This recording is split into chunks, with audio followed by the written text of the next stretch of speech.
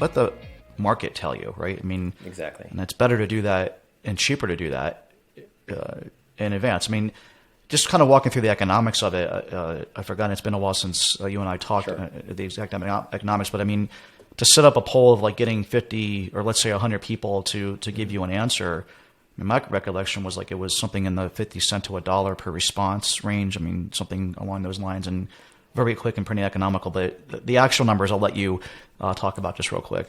Sure. Yeah. So our pricing starts at $1 per response. Okay. And then that cost increases with the complexity of the poll or the complexity of the targeting. So with PickFu, you can target Amazon Prime members. Let's say you're selling those white cutting boards and selling into the kitchen category.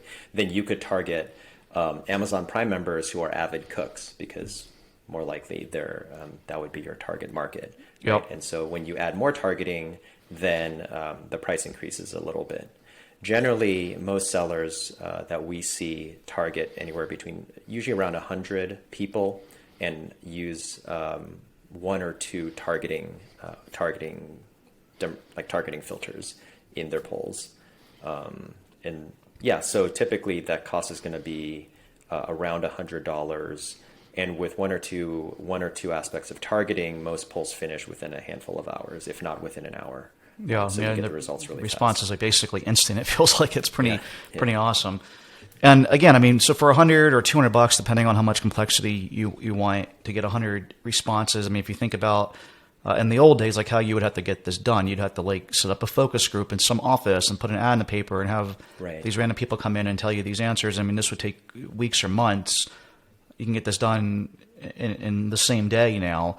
And as you're coming up with ideas for your branding, your packaging, et cetera, et cetera. I mean, like, again, in the old days, you might do a run of a $50,000 order with particular packaging and then get feedback from your customers and then start split testing your images and all that after the fact and waste a bunch of time and money, where you can just do all this in advance and save a ton of time and money, which is, again, why I think that, you know, the content we put out about PickFu a couple of years ago continues to do really, really well. People are constantly talking about it in the industry. You know, it's becoming a market leader name now that you hear a lot because of all the things we've been talking about. So definitely pretty cool. So before we run away and Sure. wrap up this episode, is there any other, maybe one or two more fun Yeah. examples or thoughts we can go through? Yeah, absolutely. So let me think. There's one that we're seeing, which is not only are sellers testing earlier in the process, and therefore, but like I said, validating earlier means you're saving mistakes later down the line, right? And so you're increasing your chances for success in the market by having the sandbox to test earlier.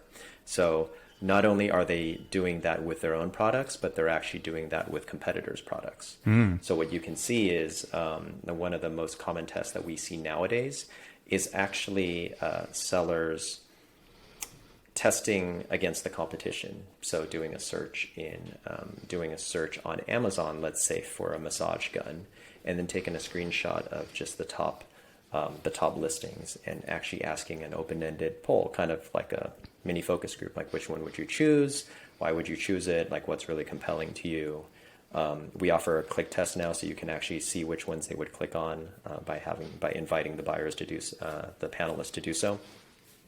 So we're definitely seeing a lot of that competitive testing, in particular if you've iterated with your designer and you're at a like a creative that you think is doing well, then you can go and put that up against your competition and actually test in the sandbox before actually having to commit to putting that live. But we're definitely seeing that the trends in main listing images move very fast.